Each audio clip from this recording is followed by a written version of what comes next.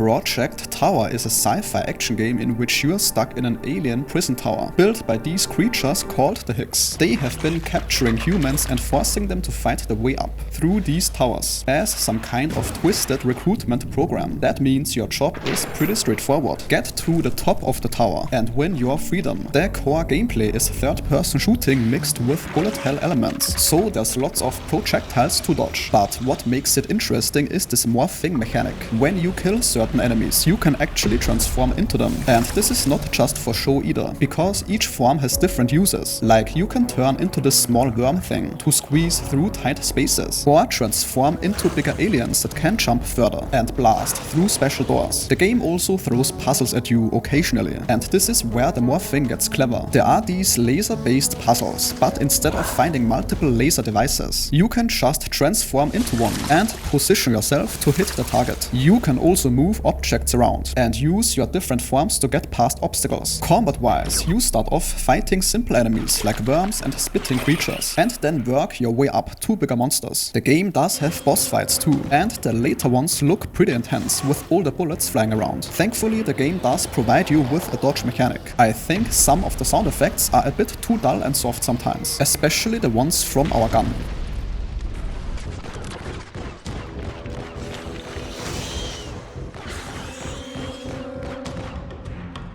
And explosions and stuff also doesn't quite sound as impactful as I would have expected from the visuals, but it does seem like this is done on purpose. The animations and the soundtrack especially seem to be very well done on the other hand.